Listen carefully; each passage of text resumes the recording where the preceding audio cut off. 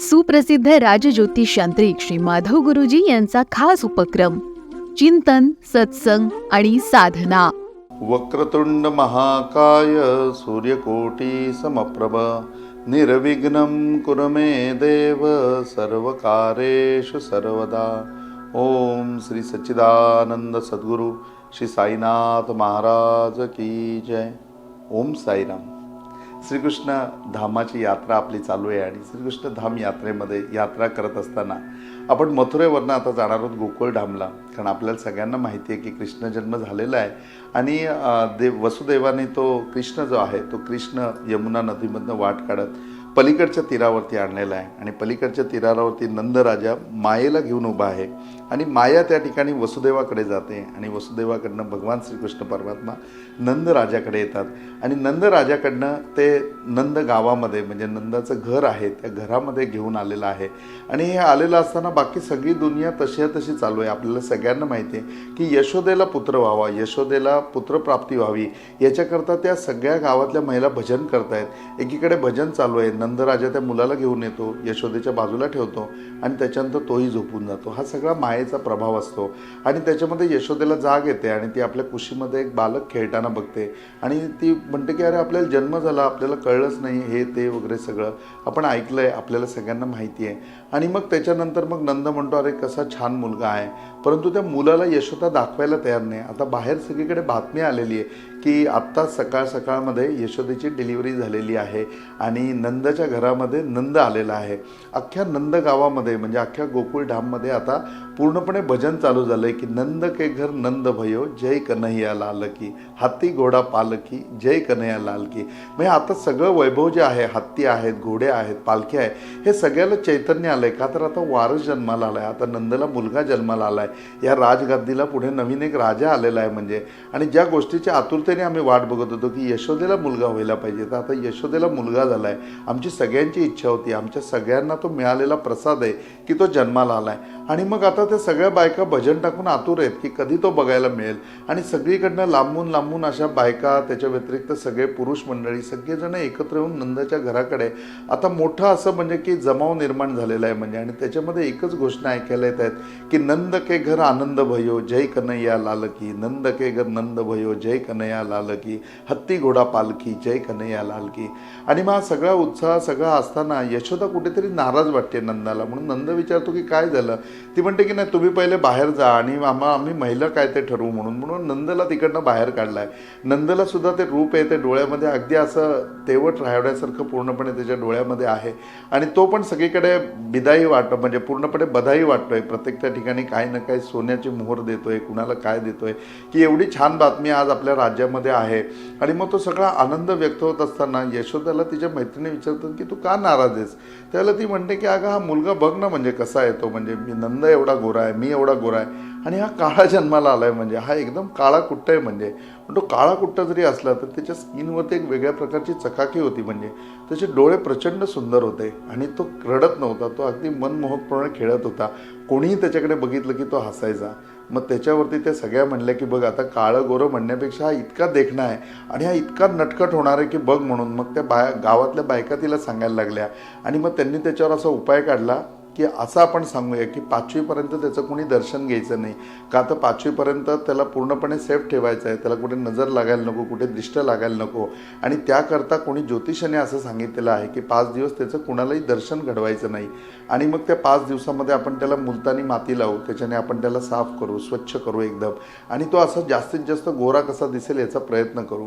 मग त्याप्रमाणे यशोदेला पण ते पटलं आणि मग बाहेर असं सांगितलं की नाही 5 दिवस बालकाचं कुणालाही दर्शन होणार नाही, म्हणजे नंदला सुद्धा त्याचं दर्शन होणार नाही. का तर असं ज्योतिषाने सांगितलेलं आहे की जर त्याला दाखवलं तर त्याच्यावरती काहीतरी बला येऊ शकते, त्याला दृष्ट लागू शकते.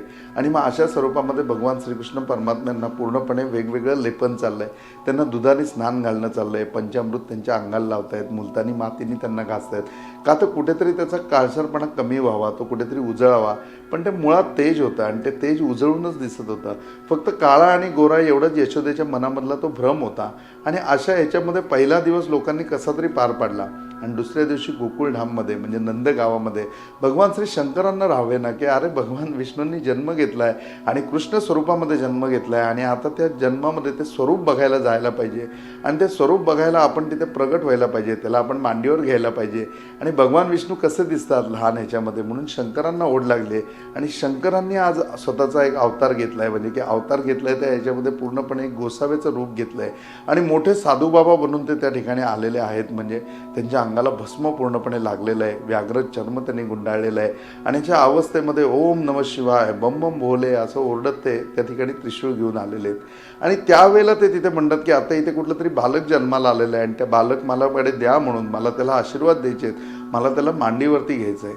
आणि मग त्यावेळेला पहिलं त्यांना सांगण्यात आलं की असं कोणी बालक जन्माला आलेलं नाही, परंतु हा साधू आहे आणि हा अंतर्यामी आहे, तो भूत भविष्य वर्तमान हे सगळं जाणतो. ह्या प्रकारची पूर्णपणे बातमी नंदराजापर्यंत आली आहे. तर मग त्याचा अपमान करण्यापेक्षा त्याला काहीतरी धन देऊया आणि त्याला सांगूया तू 5 दिवसांनी आहे, तुला दर्शन होईल. पण ते भगवान शिवशंकर आहेत, ते धनाने थोडेच ऐकणार आहेत का? त्यांनी सांगितलं की नाही, म्हणून मला आजच्याच दर्शन घ्यायचंच आहे आणि तुम्ही त्या मुलाला मला दाखवा, मला त्याला आशीर्वाद द्यायचे, जिथपर्यंत त्याला आशीर्वाद देत नाही तिथपर्यंत मी जाणार नाही. आणि मग पूर्णपणे त्रिशूळ त्या ठिकाणी आपलं असं पूर्णपणे त्या जमिनीमध्ये रोवलं आणि त्या ठिकाणी पूर्णपणे मांड मांडून बसलेले. साधूंचं एक वैशिष्ट्य असतं, एकदा त्या ठिकाणी ज्या ठिकाणी त्यांनी आपलं त्रिशूळ रोवलं की त्या ठिकाणी मग त्यांची डिमांड पूर्ण झाल्याशिवाय ते उठत नाही आणि त्या ठिकाणी भगवान श्रीकृष्ण परमात्म्याची वाट बघत भगवान शिवशंकर स्वतः बसलेत. आता या भूमीचं वैशिष्ट्य बघा, ज्यावेळेला गोकुळधाममध्ये आपण जाऊ की तिथे नंदगाव आहे आणि त्या नंदगावामध्ये आजसुद्धा हा सगळा परिसर तसाच्या तसा आहे की आज तुम्ही गोकुळधाममध्ये गेलात तर म्हणजे की साधारण कल्पना करू शकता की खरंच अशीच थोडीफार अजून पडकी नगरी ती असेल, म्हणजे की ज्यावेळेला गोकुळधाम अस्तित्वात असेल. मातीची घरं आहेत, आजसुद्धा तिथे मातीची घरं आहेत आणि आजसुद्धा लोक तेच पारंपरिक व्यवसाय त्या ठिकाणी जपून आहेत. म्हणजे जे मी तुम्हाला सांगितलं की 12 बुलतेदारांपैकी होते, तर 12 बुलतेदारांचे जे व्यवसाय होते ते व्यवसायामधले जे बुलतेदार तिथे राहतात ते त्याच्या व्यवसायाने आपलं पोट भरत असतात. आणि त्या गोकुळधाममध्ये त्या सगळ्या गोड आठवणी आहेत. त्या ठिकाणी ती जागा पण आहे ज्या ठिकाणी भगवान शिवशंकर पूर्णपणे त्रिशूळ रोवून बसलेले होते. आणि मग ते ऐकत नाही आणि त्यांचे विशेष आशीर्वाद आपल्या बालकाला मिळायला पाहिजेत अशी नंदराजांनी यशोदेची समजूत काढली. आणि यशोदेची समजूत काढल्यानंतर मग एक दिवस पार पडून 1.5 दिवसाचं बाळ झालंय आणि 1.5 दिवसाचं बाळ आलं आणि त्या साधूंच्या ते पूर्णपणे हातामध्ये दिलं. आता ज्यावेळेला साधूंच्या हातामध्ये दिलं त्यावेळेला भगवान श्रीकृष्ण विष्णूंचा अवतार आहे म्हणले किती नटखट असतील. त्यांनी जोरजोरात रडायला सुरुवात केली. जोरजोरात रडायला सुरुवात केल्याच्या नंतर ते म्हणले अहो द्या द्या, ते मूल घाबरतंय, ते त्याला भीती वाटते. त्यावेळेला बाबा म्हणले नाही, अशी कशी भीती वाटते त्याला, बिलकुल काळजी करण्याचं काम नाही, मी आता त्याला आशीर्वाद देतो, तो बघा कसा गप्प होईल. आणि मग भगवान शिवशंकरांनी त्यांच्या मस्तकावरती हात ठेवला तेव्हा श्रीकृष्ण परमात्मा लगेच शांत झाले. आणि शांत झाल्याच्या नंतर मग त्यांच्याकडे बघितलं, ते भस्म जे आहे ते त्यांच्या कपाळावर न लावता अख्ख्या अंगाला लावलं आणि आता म्हणले यांना स्नान घाला, तुम्हाला बघा तो कसा दिसतोय ते. आणि मग त्यानंतर भगवान श्रीकृष्ण परमात्म्याला स्नान घातलं. त्यावेळेला त्या काळ्या रंगामध्ये एक निळसर छटा दिसायला लागली. त्यावेळेला यशोदा म्हणली की अरे अगोदर काळा होता म्हणून प्रॉब्लेम होता, आता तो निळसर पण दिसायला लागलाय. पण ती झाक होती, ते तेज होतं म्हणजे. आणि मग त्या ठिकाणी भगवान शिवशंकर चांगले आशीर्वाद देऊन निघून गेले आणि मग श्रीकृष्ण परमात्म्याचं गोकुळधाममधलं जीवन चालू झालं. आता या गोकुळधामचं खूप सारं वैशिष्ट्य आहे. देवाचे मित्र सगळे इथे राहतात. देवाचे जे मित्र इथे राहतात त्याच्यामध्ये पेंद्या आहेत, त्याच्यामध्ये वाकड्या आहेत, त्याच्यानंतर त्याच्यामध्ये अशी वेगवेगळी व्यंग असलेली सगळी लोक देवाचे मित्र आहेत. आणि देव इतके नटखट आहेत की प्रचंड, म्हणजे की प्रत्येक ज्या यशोदेच्या मैत्रिणी आहेत त्यांना प्रत्येकाला कसा त्रास द्यायचा ते भगवान श्रीकृष्ण परमात्म्यांना बरोबर माहिती आहे. आता या सगळ्यांकडे उत्पन्नाचं एक साधन आहे, ते म्हणजे त्यांचं लोणी, की लोणी रोजचं काढायचं आणि ते मथुरेच्या बाजारामध्ये जाऊन विकायचं. ते दही ताक मथुरेच्या बाजारामध्ये विकायचं आणि त्याच्यापासून जे मिळेल म्हणजे आवत, त्या आवतीवरती घर चालवायचं, अशी सगळ्यांची परंपरा आहे. आणि त्यांच्याकडे जे ऐवज किंवा त्यांच्यामुळे जे हातावरचं पोट आहे ते लोणीचे म्हणजे. तर हे बरोबर जायचे आणि प्रत्येक घरामधनं लोणी चोरायचे. ही गोष्ट आपल्याला सगळ्यांना माहिती आहे. परंतु त्या कृष्णाची एवढी माया होती, त्याच्याबद्दल इतका मोह होता की तो आल्यानंतर त्रास देणारच, तो सतवणारच. म्हणजे तो रस्त्याने जरी यशोदेचा हात धरून निघाला तरी तो काय ना काय खोड्या काढतच जायचा. म्हणजे रोज काही ना काही तक्रार ही यशोदेकडे यायचीच म्हणजे. आणि यशोदा म्हणायची की अरे तो घरामध्ये झोपलेला असतो, तो येतो कधी तुमच्याकडे, तुम्ही उगाचच त्याच्याबद्दल तक्रारी करता. म्हणून एक दिवस यशोदेने असं केलं की ती त्याच्या पलंगाच्या बाजूलाच बसून राहिली. भगवान श्रीकृष्ण परमात्म्यांना कुठेच जायला मिळालं नाही. ते घरामध्ये गपचूप बसून राहिले, आईशी खेळत राहिले आणि म्हणले किती छान वाटतंय तुझ्याबरोबर राहायला मला, तुम्हाला रोज असंच करत जा, माझ्या बेडच्या जवळच बसून राहत जा, की मला बाहेरच जायला नको. आणि मग आज हा दिवसभरामध्ये आला नाही, आपल्या घरामध्ये कोणी लोणी चोरायला आलं नाही, हा आज घरी का आला नाही, आज यांनी कुणाची बाजारामध्ये खोडी काढली नाही, आज हा दिसला नाही म्हणल्यानंतर त्यांना रात्री कुणाला जेवण जायचं नाही अशी अवस्था व्हायची. आणि पहिले ते ओरडत त्या ठिकाणी यशोदेकडे यायचे की अरे कुठे म्हणून तुझा लाला, हा नंदाचा लाला कुठे आहे, नंदाचा मुलगा कुठे आहे, आणि आम्हाला त्याला दाखव, आम्हाला त्याचं दर्शन घेऊ दे, तो आज आला का नाही, तो आजारी आहे का. आणि मग यशोदा म्हणायची की तो आला की त्याच्या तक्रारी करता, आणि नाही आला की इथपर्यंत घरपर्यंत बघायला येता, मी त्याचं दर्शन देणार नाही. आणि दर्शन देणार नाही त्यावेळेला एक सुंदर गवळण त्या ठिकाणी लिहिलेली आहे की परब्रह्म निष्काम तो हा गवळिया घरी, वाख्या वाळे अंधुकृष्ण नवनीत चोरी, म्हणती गवळणी हरीची पाऊले धरा, रांगत रांगत श्रीहरिया येतो राजमंदिरा, लपत चपत हरिया येतो राजभुवनी, नंदासी टाकोनी श्रीहरिया बैसे सिंहासनी, सापडला देवारी असी बांधा दाव्यानी, शंखचक्र गदा पद्म शारंग पाणी. म्हणजे की आज तो आल्यानंतर ज्या वेळेला तो येत नाहीये, तो खोडी काढायला का होईना आपल्यामध्ये यायला पाहिजे, हे त्याचं अस्तित्व होतं. आणि जे त्याला पहिल्यांदा बघायचे त्यावेळेला ते प्रत्येकजण असं म्हणायचे की नाही, ह्याच्या अगोदर इतकं सुंदर बालक बघितलेलं नाही, ह्याच्याशिवाय असं दुसरं बालक बघितलेलं नाही. त्याहून गोकुळधाममध्ये झालेला पहिला चमत्कार तो म्हणजे असा होता की आज कृष्णाची 5वी आहे म्हणजे, आणि श्रीकृष्णाच्या 5वीला सगळीकडे आता खबर पोचलेली आहे की या ठिकाणी भगवान श्रीकृष्ण परमात्मा म्हणजे नंदच्या घरी नंद जन्माला आलेला आहे, नंदच्या घरी त्याला मूल झालेलं आहे. आणि ते मूल असं आहे की खूप वेगळं आहे, म्हणजे त्या मुलाचा प्रचार सगळीपर्यंत पोचलेला आहे. आणि विशेष आकर्षण त्याच्यामध्ये आहे म्हणजे तो प्रत्येक गावामधनं आलेलं आहे म्हणजे. आणि ह्या ठिकाणी ज्या वेळेला ब्रिजभानूंकडे पण हा निरोप पोचला आहे, त्याच्यावेळेला वृषभानूला पण आनंद झालेला आहे का तर नंद हा सुद्धा त्यांचा जवळचा सहकारी आहे, आपल्या बाजूच्याच गावामधला राहणार आहे. आणि नंदची वागणूक इतकी चांगली आहे की तो पूर्णपणे म्हणजे मोठ्या भावासारखा सगळ्यांबरोबर राहतोय. त्यामुळे आज वृषभानूंच्या घरामध्ये सुद्धा आनंद झाला आहे. आणि वृषभानूंच्या घरामध्ये 8 वर्षापूर्वी एक कन्या जन्माला आली आहे, ज्या कन्येचं नाव आहे राधा. आणि मग त्या राधाला घेऊन हे पूर्णपणे तिघही जण म्हणजे की कीर्ती म्हणजे जी राधाची आई आहे ती, वृषभानू आणि राधा, असे तिघं जण त्या ठिकाणी गोकुळधाममध्ये येत आहेत की नंदाच्या घरी मुलगा झाला आहे त्याला बघायचं आहे. आणि राधेला दृष्टी नाही आहे, म्हणजे की राधा आता 8 वर्षाची झाली, पण 8 वर्षाची झाल्यानंतर पण तिला दिसत काहीच नाही. परत वेगवेगळे वैद्य करून झालेत, वेगवेगळे हकीम करून झालेत, प्रत्येकजण सांगतो की नाही तिला दृष्टी आहे पण तिला दिसत नाही, हे सुद्धा खरं, त्याला कुठलंही औषध नाही आहे आणि हा काय रोग येतो आम्हाला माहिती नाही आहे. आणि मग ज्या वेळेला राधाला ते घेऊन येतात त्यावेळेला प्रथा अशी आहे की भगवान श्रीकृष्ण परमात्म्याचा जो तो पायाला हात लावतोय, म्हणजे की त्या बाळाचे पाय इतके सुंदर आहेत की जो तो पायाला हात लावतो आणि ते पाय जे आहेत ते असे आपल्या पूर्णपणे मस्तकाला लावून घेतो, अशी याप्रमाणे प्रथा चाललेली आहे. आणि त्या ठिकाणी बाळ बघायला ज्यावेळेला वृषभानू येतात, वृषभानू पण त्याचे पाय उचलतात आणि आपल्या डोक्याला लावतात आणि त्यांच्या पाठोपाठ राधा येते, राधासुद्धा ते पाय उचलते आणि आपल्या पूर्णपणे कपाळाला स्पर्श करते. ज्यावेळेला कपाळाला स्पर्श होतात त्यावेळेला अंगठ्याचा स्पर्श भगवानांच्या राधेच्या डोळ्याला झाला आणि राधेला दृष्टी प्राप्त झाली. हा पहिला चमत्कार त्या ठिकाणी घडला. आणि ज्यावेळेला राधेला दृष्टी प्राप्त झाली त्यावेळेला वृषभानूंना खूप आनंद झाला आणि मग त्यांनी त्या ठिकाणी बधाई वाटली की नंद केगर नंद भयो जय कन्हैया लाल की.